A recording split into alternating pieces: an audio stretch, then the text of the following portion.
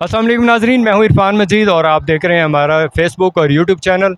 नाजरीन, आपने हमारा चैनल सब्सक्राइब कर लिया होगा, अगर नहीं किया तो आपसे रिक्वेस्ट है कि आप हमारे चैनल को लाइक और सब्सक्राइब करें और जो इन्फॉर्मेशन हम लोग आपके लिए इकट्ठी करते हैं वो ताकि ज़्यादा से ज़्यादा लोगों तक पहुँच सके। नाजरीन, आज हम इस्लामाबाद हाई कोर्ट में यहाँ पे आए हैं। आज 30 अक्टूबर है और आज जो है वो एक केस जो है बड़ा क्रूशल किस्म का केस था, जिसके ऊपर आज हमने ख़ुद भी इस अदालत में गए। ये मोहसिन अख्तर कियानी साहब के पास था, जो इसकी रिट पिटिशन थी 179/2023। आज का जो केस था Jamilur Rahman versus registrar cooperative housing society, इसके मुतालिक था। एक सीनियरिटी लिस्ट के ऊपर ये केस था बेसिकली, जो काफ़ी अरसे से जो है वो कोर्ट कचहरी में केसेस चल रहे हैं। तो इस केस के बारे में हमने देखा कि आज जाके जो मोहसिन अख्तर कियानी ने यहाँ पे 3 केसेस को क्लब करके ना इसकी हियरिंग हो रही थी, जिसके ऊपर कंप्लीट डिटेल हमने देखी। और उस डिटेल के अंदर हमारी कोशिश है कि जो यहाँ पे मुतासरीन इकट्ठे हुए हैं उनसे उनका मौक़िफ़ लिया जाए, क्योंकि इस केस को जो है बासित यार ख़ान साहब उनकी तरफ से लीड कर रहे हैं और केस जो है जमीलुर रहमान साहब का जो है वो पटिशनर है यहाँ पे। तो बाकी जितने लोग आए थे, हमारी कोशिश है कि उनका जो मौक़िफ़ है इस हियरिंग के मुतालिक और इस कोर्ट के मुतालिक, या जो आज का जो डिफरेंट लॉयर्स ने जो कमेंट्स पास किए उसके ऊपर वो सेटिस्फाई हैं या नहीं है। तो इसीलिए हम यहाँ पे हाज़िर हुए थे। हमारी कोशिश है कि सबसे पहले बासित यार ख़ान साहब से जो है आपकी बात करवाई जाए, ताकि मालूम हो कि आज जो हियरिंग हुई है उसके ऊपर जो है बासित साहब जो हैं वो सेटिस्फाई हैं या नहीं है। जी, आज हम हाई कोर्ट के सामने यहाँ पे इकट्ठे हुए हैं। तो आज जो केस है हाई कोर्ट के अंदर, जो बासित साहब का केस है, उसके मुतालिक बात करेंगे। ये 178/2023 जो केस आज लगा हुआ था, इस केस के बारे में बासित साहब ये बताएंगे कि ये कब से केस चल रहा है और कितनी अभी तक जो है इसकी हियरिंग हो चुकी है, और आज की जो प्रोसीडिंग हुई है उसके ऊपर ये लोग सेटिस्फाई हैं या नहीं है, इनका क्या मौक़िफ़ है। जज साहब ने जो मौक़िफ़ दिया है आज, या जो मैनेजमेंट कमेटी दी है, उसके ऊपर ये लोग बात करेंगे और बताएंगे कि आया इनकी जो जा रही पटिशन वो इनके हक़ में जा रही है या अभी तक ये लोग जो है ना अभी इनके बारे में कोई क्लियरेंस नहीं है। तो जी बासित साहब। जी अस्सलाम वालेकुम। अच्छा, ऐसा है कि हमने कंटेम्प्ट फाइल की थी इधर, जो हमारी जजमेंट आई थी ना मोहसिन अख्तर कियानी साहब की 2022 में, 5/2022 में, तो इन्होंने हमें पोजीशन नहीं दी थी, तो हमने उसके ख़िलाफ़ कंटेम्प्ट फाइल की हुई थी। ठीक है जी, उसकी आज सेकंड हेयरिंग थी। ठीक है, इसके अंदर ये कि हमारी जो आर्डर था जो मोहसिन अख्तर कियानी ने किया था, उसके अंदर 6 पिटिशनर और थे, उन लोगों ने भी कंटेम्प्ट की जो है ना वो फाइल की हुई थी। तो वो सारे के सारे इकट्ठी उन्होंने क्लब करके एक साथ सुनी आज। ठीक है जी, मैनेजमेंट की तरफ से भी कुछ लोग आए हुए थे। ठीक है, जज साहब ने ये कहा है कि जी आप मुझे लेआउट प्लान बताएं, अप्रूव वो दूसरा फ़ेज़ 2 फ़ेज़ 1 में जो आपने प्लाट दिए हैं अभी उसकी डिटेल दें, और किस हिसाब से आपने तमाम चीज़ें रीनंबरिंग या जो कुछ भी किया है इस आर्डर के बाद, जो कुछ भी हुआ है उसकी मुझे जो है डिटेल दें, फिर इसके ऊपर जो है ना वो आगे कार्रवाई होगी। तो उन्हें कहा जी ये पोजीशन वाली बात जो है ये हम बाद में देखेंगे, पहले आप ये तमाम चीज़ें हमें अदालत को सबमिट कर दें। 1 महीने का टाइम दिया है, उसके बाद ये डिसीजन होगा कि जी जनाब अली पोजीशन किस हिसाब से देनी है। ठीक है ना जी, सीनियरिटी पर देनी है, जैसे भी है वो फिर ये कोर्ट डिसाइड करेगा इसको। ठीक है जी, ये अगली हेयरिंग में 30 दिन का टाइम दिया है उन्होंने, उसके बाद अब जो भी होगा 30 दिन के बाद हम फिर आएंगे, फिर उसके बाद जो है ना इसके ऊपर कोई लाएअमल वो देंगे कि जी कैसे मैनेजमेंट को डायरेक्ट करेंगे कि आपने कैसे इन लोगों को एकोमोडेट करना है। इधर मैं ये अर्ज़ करता चलूँ कि देखें, हम लोग 19 साल हो गए हैं ये मुतासरीन रुल रहे हैं। ठीक है जी, जिस आदमी ने ये मुतासरीन पैदा किए हैं वो ददनाते वीगों में फिर रहे हैं, डालों में घूम रहे हैं, उनके ऊपर कोई एक्शन नहीं है। उनको बजाय इसके इलेक्शन के लिए भी उन्हें इजाज़त दे दी जाती है कि तुम इलेक्शन लड़ो। पहले उनसे ये कहें कि तुमने पहले 7000 इफेक्टिव पैदा किए, फिर दोबारा किस लिए इलेक्शन। उन लोग इदारे भी इसके अंदर मिले हुए हैं, इदारों को चाहिए वो ठीक हो जाएं। अगर इन्हीं लोगों को बार बार आप इलेक्शन लड़ाएंगे तो और मुतासरीन पैदा करेंगे। हमारा ये मुतालबा है कि इस चीज़ को इदारे भी देखें। ये जो हमारा डिप्टी कमिश्नर है, हमारा रजिस्ट्रार है, वो उसको देखना चाहिए इस चीज़ को, वो कैसे इन लोगों को दोबारा इजाज़त देता कि आप लोग इलेक्शन लड़ें, उन लोगों को बजाय जेल भेजें। जी बासित साहब, आपने अंदर, क्योंकि मैंने भी वो सारी हियरिंग सुनी है, तो आपकी तरफ से कोई ऐसा सवाल नहीं है कि जैसे उन्होंने कहा कि 1 महीने के अंदर देंगे, क्या आपको उस चीज़ को हाईलाइट नहीं करना चाहिए था कि जो डेवलपर के केसेस हैं, जो डेवलपर इस वक्त जो है वो काम कर रहा है, क्या उनके एग्रीमेंट्स हो चुके हैं? आपकी उनकी तरफ से जो मैंने सवाल ये सुना या जवाब दिया जा रहा था कि उन्होंने कहा जी हम तमाम एग्रीमेंट्स हो चुके हैं और डेवलपमेंट जो है वो तेज़ी से चल रही है, तो इसके ऊपर आप क्या कहेंगे? इस तरह से है, देखिए जी, ये जब ये अभी रिपोर्ट सबमिट करेंगे ना, हमने तमाम चीज़ें वो तैयार की हुई हैं, जो इन्होंने एक्शन किए हुए हैं उसकी भी तमाम डिटेल बनाई हुई है, ठीक है ना। जो जज साहब ने तो ये कहा जी इनकी रिपोर्ट आ जाए फिर हम आप लोगों से सुनेंगे कि जी क्या क्या है। अब आर्गूमेंट तो हुए ही नहीं इसके ऊपर। वो तो जैसे उन्होंने यही कहा है जी कि जी हम आपको ये जब महीने बाद ये देंगे फिर हम आपसे पूछेंगे कि जी ये इन्होंने दिए या सही है गलत है, फिर हम उस पे ऊपर सवाल उठाएंगे कि इन्होंने फार्म हाउसेस बेचे हैं और जनाब जी जो डेवलपमेंट की बात कर रहे हैं ये झूठ है तमाम।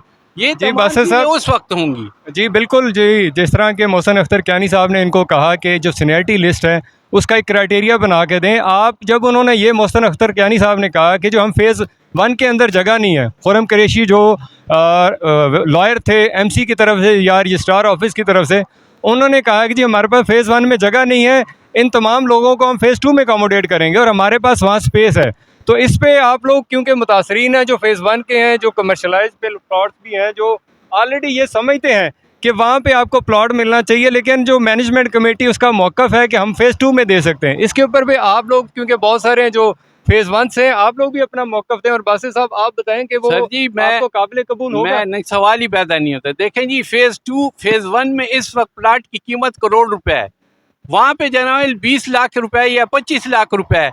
तो हम कैसे कहेंगे कि जी हम 19 साल हमने इंतज़ार भी किया और उसके बाद आप हमें कहें जी फेज़ 2 में वो ले लें। हम खैरात लेने के लिए आए हैं, हमें सर मतलब हम मेरा इस आज मेरे वकील साहब से भी बात हुई इस सिलसिले में कि अगर ये इस तरह की बात करते हैं तो अगली हेयरिंग में हमें ये कहना चाहिए कि हमें गोल्ड रेट के हिसाब से या जो करंट इस टाइम मार्केट वैल्यू है उसके हिसाब से हमें पैसे वापस दे दें, अगर आप ये नहीं कर सकते। जी बिल्कुल, मोहसिन अख्तर कियानी साहब से जो मैनेजमेंट कमेटी थी उन्होंने ये भी बात कही, जो खुर्रम कुरैशी साहब ने ये पॉइंट रेज़ किया कि हमारी मैनेजमेंट कमेटी इस बात पे सोच रही है कि हम जो इन्होंने जो डाउन पेमेंट जमा करवाई थी वो 20 लाख है, 30 लाख है, तो हम इनको डबल देने को तैयार हैं।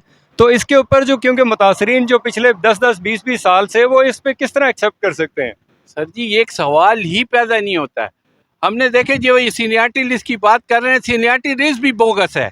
वो हमने तमाम चीज़ें बना के ये अगली जब हेयरिंग होगी उसमें हम रखेंगे कि ये देखें हमारे लोग फेज़ 1 के जनाब अलॉटमेंट लेटर हैं, उनको जनाब सीनियरिटी लिस्ट में आपने फेज़ 2 में, तो कैसे सीनियरिटी लिस्ट सही होगी? सीनियरिटी जी लिस्ट तो बोगस है। ये तो इन्होंने खुद जनाब एजीएम के बाद सीनियरिटी लिस्ट बनाई है। अगर इन लोगों को इतनी सीनियरिटी लिस्ट का था तो जिस टाइम 2022 में हमारे आर्डर हुए थे, इन्हें चाहिए था ना, आते वो कहते कि जी ये जी आपने प्रायोरिटी पे इन्हें कहा है, हमारे पास तो सीनियरिटी लिस्ट तो एग्जिस्ट ही नहीं करती थी। ये तो अब इन्होंने 2 नंबर बनाई है। जी सर, इसमें क्योंकि बासित साहब का आपने मौक़िफ़ सुना, लेकिन इनके साथ बहुत सारे और भी यहाँ पे लोग थे। कुछ लोग चले गए हैं क्योंकि यहाँ पे टाइम काफ़ी हो चुका था, जो फैमिलीज़ आई थी, लेकिन साथ कुछ और लोग भी, अगर कोई अपना मौक़िफ़ देना चाहे, जो बात करना चाहे कि जी हमारे साथ ज़्यादती हो रही है या वो समझते हैं कि ज़्यादती है या अभी ठीक से फैसले हो रहे हैं। मेरा नाम समीउल्लाह, मैं भी फैक्ट्री हूँ फेज़ 1 का। तो आज जो पॉजिटिव बात जो जज साहब ने ये कही है कि भाई सबसे पहले उनको ये कहा है कि आप लोग डेवलपमेंट करेंगे या नहीं करेंगे मुझे बता दें। वो कहते हैं बहुत आसान है कि मैं इस एमसी को सस्पेंड कर देता हूँ, लेकिन फिर इसके साथ जितने भी प्रॉपर्टी डीलर्स का जो कारोबार है वो ठप हो जाए, वो बेरोज़गार हो जाएंगे। लिहाजा आप जो है ना हमें बताएं, टाइम पीरियड बताएं कि कितने टाइम तक इन फैक्ट्रीज़ को आप अकोमोडेट करेंगे। दूसरा उन्होंने पूछा कि आपके पास फ़ंड्स की तो अभी कमी नहीं है। उन्होंने कहा जी फ़ंड्स की कोई कमी नहीं है, हम इनको अकोमोडेट कर सकते हैं। सर एक सवाल था जो आपने जज साहब का सुना कि मैं सोच रहा हूँ कि जितनी कोऑपरेटिव सोसाइटियाँ, इनके एनओसी कैंसिल कर दिए जाएँ ताकि ये तमाम सोसाइटियाँ सीडीए के अंडर चली जाएँ, क्योंकि सीडीए के अंदर ये सारा अगर सिलसिला चला गया तो वहाँ पे ना कोई प्रॉपर्टी का बिज़नेस कर सकता है, ना कुछ और ट्रांसफ़रें हो सकती हैं। फिर ये सीडीए जो है, जो ऑलरेडी उनके अपने सेक्टर्स हैं, वो भी तबाहली की तरफ चले गए हैं। तो आप ये समझते हैं कि हमारी जो कोऑपरेटिव सोसाइटी है, ये वो हम ये इस हद तक जो है वो अफोर्ड कर सकते हैं कि हमें सीडीए टेक ओवर करें? देखें आखिरकार बात उधर ही आएगी, अगर नेक्स्ट हेयरिंग में अगर इन्होंने पॉजिटिव रिप्लाई ना दिया तो यही होगा कि फिर वो कहेंगे कि इसको एडमिनिस्ट्रेटर देखे और इन फैक्ट्रीज़ को अकोमोडेट करे। और मैं तो ये समझता हूँ कि यही होना है, क्योंकि लग नहीं रहा को जो एमसी के जो तौर तरीके वो ऐसे नहीं लग रहे कि ये उस पर अमल करें। जी शुक्रिया समीउल्लाह साहब। तो मैंने जैसे कि इस पूरे जना गार्डन के ये FECH के वसाइल के अंदर जो बुज़ुर्ग इफ़ेक्टी हैं उनमें मेरा ख्याल है कि सबसे सीनियर जो बुज़ुर्ग इफ़ेक्टी हैं वो मारूफ अब्बासी साहब हैं। वो भी आज यहाँ पे आए थे। हमारी कोशिश थी कि और मैं उनका शुक्रिया भी अदा करूँगा कि वो अपना मौक़िफ़ दें। जी मारूफ अब्बासी साहब। अस्सलाम वालेकुम। बड़ी मेहरबानी आपकी, आपने बड़ी काविशें की हैं। आप ही लोगों की वजह से हम यहाँ तक पहुँचे हैं, वरना तो हमारा कोई हाल नहीं था। इरफान मजीद साहब का तो मैं ज़ाती तौर पे मशकूर हूँ कि इन्होंने सबसे पहले मुझे कांटेक्ट किया और फिर मैं इनके पास आया और फिर चला। आज की हियरिंग के बारे में बासत साहब ने तो डिटेल में आपको बता दिया है, लेकिन यह है कि हम इस पे कोई ख़ास सेटिस्फाई नहीं है, क्योंकि सीनियरिटी लिस्ट जो है उसमें मेरा तो खैर नाम ही नहीं है। वो तो मैंने अभी वहीं पे वहाँ उनके तासब तनौरी साहब के हाथ में दिया है कि जनाब इसमें तो मेरा नाम नहीं है। अब आप सीनियरिटी लिस्ट में चाह रहे हैं। सीनियरिटी लिस्ट की मेन बात यह है कि 284 नंबर से स्ट्रीट वाला 50-90 का प्लाट है, वो पहले नंबर पे है, और उसी सीनियरिटी लिस्ट में 11वें नंबर पे जो प्लाट है वो किसी और का है, वो 30-60 का है, वो 271 नंबर गली में है। तो क्या 71 वाला बाद में डेवलप होगा, 284 पहले डेवलप होगा, उसको कब्जा देंगे? सीनियरिटी होती है जिस दिन से लेआउट प्लान के मुताबिक आपने प्लाट अलाट किया। अगर किसी ने पैसे नहीं दिए तो उसको कैंसिल करें, उसमें से निकल जाएं। वरना आज तक इस्लामाबाद की किसी सोसाइटी में ये तरीका नहीं है कि जनाब डेट ऑफ पेमेंट से सीनियरिटी हम देंगे। एक सपोज इरफान मजीद साहब ने एक कमर्शियल प्लाट दिया आज से 10 साल पहले, और उस प्लाट का नंबर है 14, और उसके 10 साल बाद एक बंदा लेता है, उसका नंबर भी वो 14 है। तो वो क्या होगा ये कि मजीद साहब का पहले होगा, चूँकि इन्होंने उस वक्त दिया, किस्तों पे दिया, बाद में तो रीसेल हुआ वो दिया। लेकिन सीनियरिटी होती है प्लाटों के हिसाब से, स्ट्रीट नंबर 1, 2, 3, 4, 5, 6 जो जिस तरीके से डेवलप होती है। लेकिन सोसाइटी वालों से हमारी गुजारिश है कि अल्लाह के लिए इसको आप न करें, वरना कोई या तो वो कोई ऐसी अथॉरिटी हो जो इजराइल की तरह हो कि ताकत ही सदाकत है, तो फिर आके मतलब सीधा करे, इसके अलावा तो और कुछ नहीं हो सकता। जी अब्बासी साहब बहुत शुक्रिया। लेकिन मैं इसे आखिरी पॉइंट आपसे लूँगा कि जो आज की हियरिंग थी उसके ऊपर आप सिर्फ चंद अल्फाज में अगर बयान करेंगे तो आप आज, क्योंकि आप यहाँ पे हाज़िर थे, आपने पूरी हियरिंग सुनी, हमने भी पूरी हियरिंग सुनी, और इसके ऊपर जो अपना मौक़िफ़ देंगे चंद अल्फाज में दें, ताकि मौक़िफ़ पता चले, मेंबरान जान सकेंगे आज की हियरिंग जो था, अगर हम उसका लबे लबाब देखें तो वो क्या है।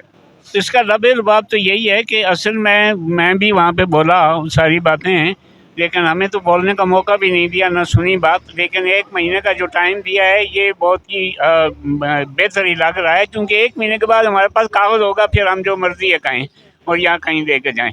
1 महीने तक ये देंगे, राइटिंग में देंगे तो पता चलेगा। ज़ुबानी तो इनकी सुबह और होती है, बात शाम को और होती है। चले बहुत शुक्रिया, बहुत नवाजिश मारूफ अब्बासी साहब।